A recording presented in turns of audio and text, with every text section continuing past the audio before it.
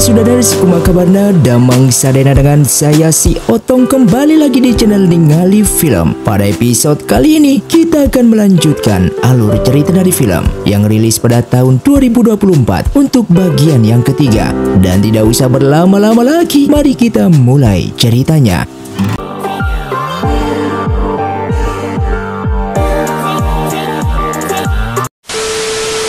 Film pun dilanjutkan dengan diperlihatkannya mereka yang sedang melakukan penyelidikan di hari pertama untuk mencari keberadaan siluman air yang telah menculik dan membunuh para pengantin wanita. Lalu mereka berhasil menemukan jejak darah yang berasal dari salah satu korban pengantin wanita tersebut yang merupakan putri dari seorang pengusaha kaya di kota Tiandu ini. Dengan menggunakan kekuatannya untuk menyerap aura jahat tersebut, Zhao Yuan pun memperlihatkan kejadian 1 bulan yang lalu kepada mereka semua, yang dimana pengantin beserta pasukannya telah dibantai oleh siluman tersebut.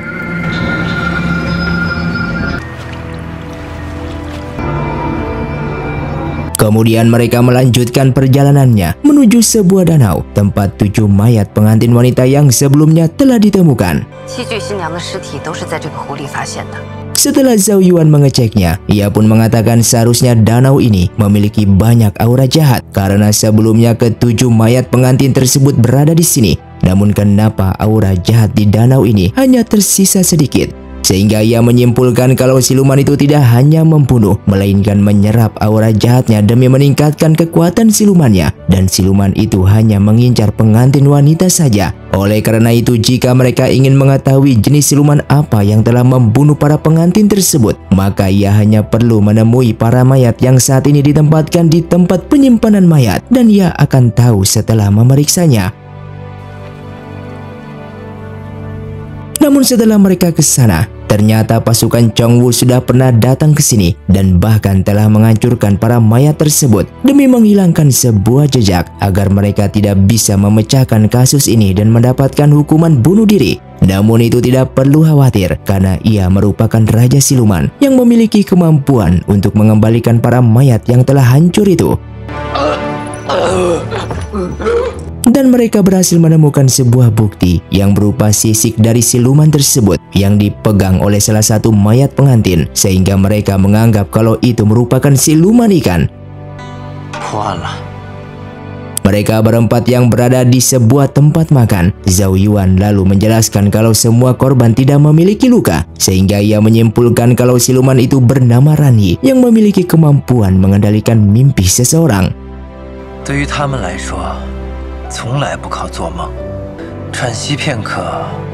Tak lama kemudian Yi Chen pun datang dan mengatakan kalau ia sudah tahu bagaimana caranya bisa menemukan Ranyi, dikarenakan 5 hari lagi ada seorang wanita yang akan menikah yang berasal dari keluarga Qi. Oleh karena itu mereka harus ke sana.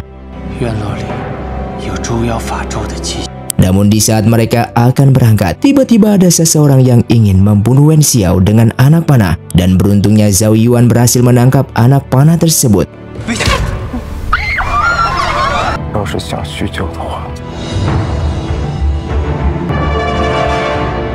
Yang ternyata itu adalah salah satu siluman terkuat bernama Lilun, dan senjatanya yang berbentuk gendang itu mampu mengendalikan para siluman.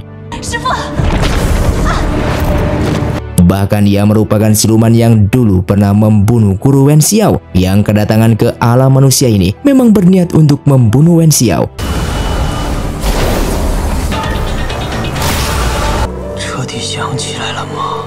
Sementara Yi Chen dan lainnya telah dikepung oleh pasukan Chongwu, namun mereka dengan mudahnya mengalahkan pasukan tersebut.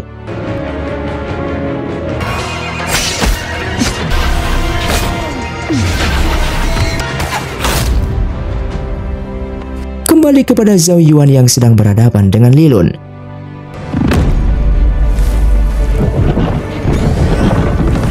Yang ternyata tujuan Li Lun membawa mereka ke sini agar terpisah dengan Yi Chen dan lainnya, karena pasukan yang berhadapan dengan Yi Chen saat ini bukanlah manusia biasa, melainkan mayat hidup yang dikendalikan olehnya. Terlihat Yi Chen dan lainnya begitu terkejut melihat pasukan tersebut yang kembali hidup dan baru menyadari kalau di hadapan mereka ini bukanlah pasukan Chongwu. Bai Ju yang menemukan sebuah benda aneh di pundak salah satu pasukan tersebut, ia pun langsung memberitahukan hal itu kepada Yi Chen. Dan Yi Chen yang melihat benda tersebut menjelaskan kalau itu merupakan sebuah jimat Xingtian yang mampu mengendalikan mayat menjadi hidup kembali. Oleh karena itu ia meminta Bai Ju untuk mengambil jimat tersebut, sedangkan ia bersama Pei Jing akan melawan mereka.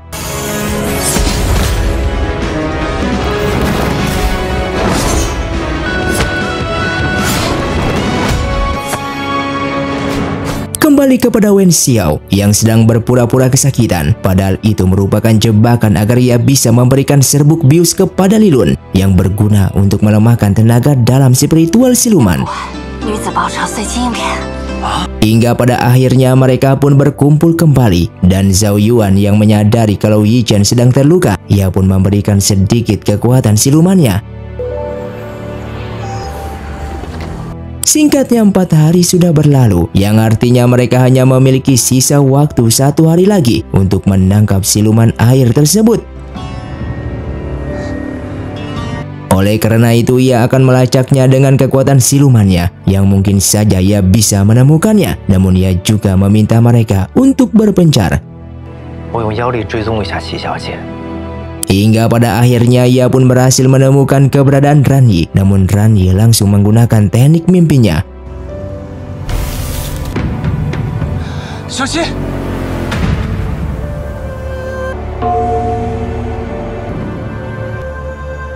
Terlihat Wen Xiao bersama Pei Jing terkena teknik mimpi, namun tidak dengan Yi Chen, yang membuat Ran Yi bertanya-tanya kenapa Yi Chen tidak terkena teknik tersebut.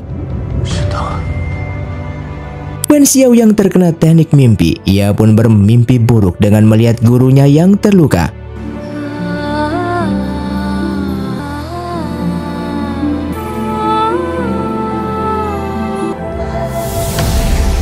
Bahkan Zhao Yuan ada di sana yang langsung mencekiknya. Sedangkan Pei Jing memimpikan bertemu dengan adiknya dan ingin membunuhnya. Namun di sini belum memberitahukan alasan kenapa Pei Jing ini ingin membunuh adiknya sendiri.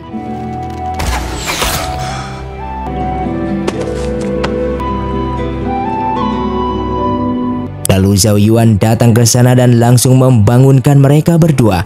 Salah. Mereka yang berhasil bangun, namun Pei Jing justru terluka parah akibat mimpi tersebut karena ia yang terlalu terobsesi ingin membunuh adiknya. Semakin memiliki obsesi ingin membunuh seseorang di dalam mimpi tersebut, maka orang yang bermimpi itu akan terluka. Setelah itu Zhao Yuan akan membawa mereka pergi untuk bertemu dengan Ran Yi, namun tidak untuk Pei Jing yang masih terluka, sehingga ia memintanya untuk tetap di sini dan ia langsung menggunakan tekniknya untuk membuat segel agar tidak ada siluman yang bisa melukainya. Singkatnya mereka pun berhasil menemui Ran Yi yang datang ke sana dan ia begitu terkejut melihat pedang Yung Wang berada di tangan Yi Chen karena ia tidak menyangka ia bisa melihat pedang ini kembali.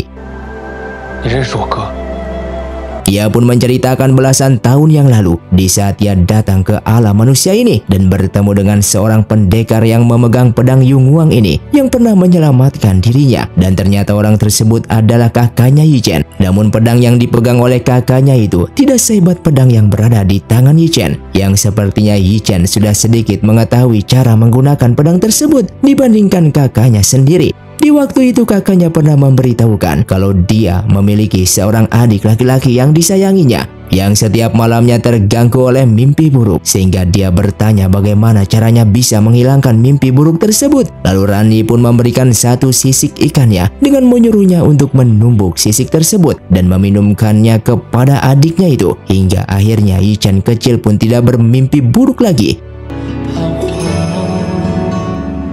Dan alasan itulah Yi Chen tidak terkena teknik mimpi karena selama belasan tahun terakhir ini Yi Chen tidak pernah bermimpi akibat meminum sisik milik Ran Yi.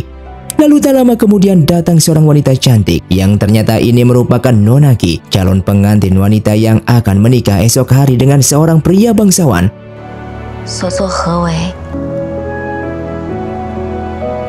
Kedatangannya ke sini ternyata ia merupakan kekasihnya Ran Yi yang tidak direstui oleh ayahnya Nona Qi, dan Ran Yi melakukan pembunuhan terhadap ketujuh calon pengantin agar ayahnya Nona Qi membatalkan perjodohan tersebut dan tidak jadi menikah, agar Nona Qi tetap menjadi miliknya dan akan ia bawa ke alam siluman. Namun Yi Chen tidak akan membiarkannya pergi begitu saja karena Ran Yi sudah membunuh ketujuh pengantin wanita yang tidak bersalah. Ran Yi pun menjawab, walaupun ia telah membunuh mereka yang tidak berdosa, namun ia sudah memberikan mimpi terindah untuk mereka. Yi Chen yang tetap ingin menangkapnya, sehingga pertarungan pun terjadi.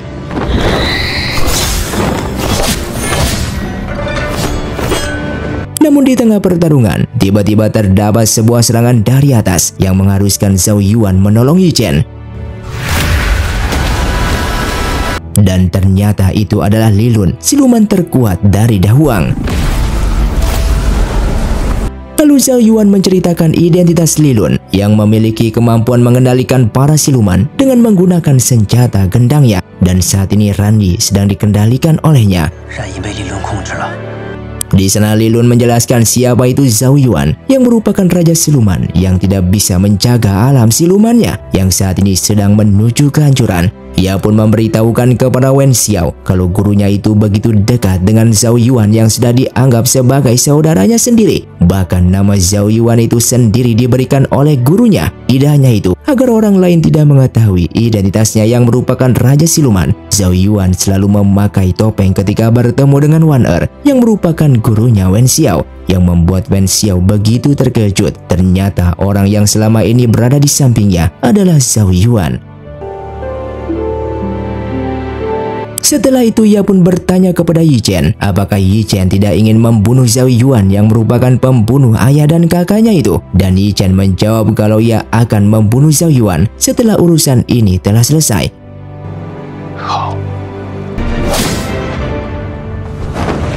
Lalu Li Lun pun menjawab jika ia mati, maka kekuatan Baize tidak akan ditemukan karena tidak ada yang tahu keberadaan kekuatan tersebut terkecuali dirinya.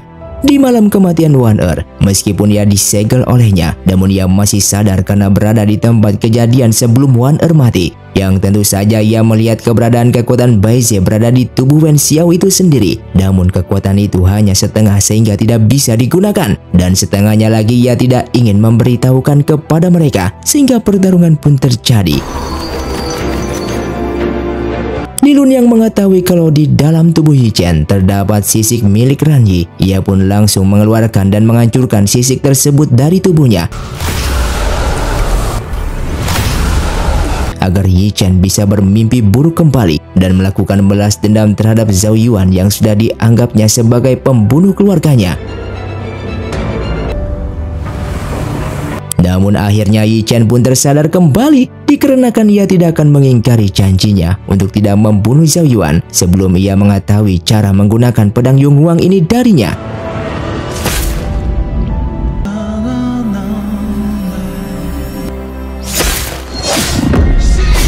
Ia yang ingin menyerang Li Lun justru mengganti posisinya menjadi Nona Qi, dan Ran Yi yang mengetahui hal itu langsung menolongnya hingga ia terbunuh terkena serangan dari pedang Yung Huang tersebut.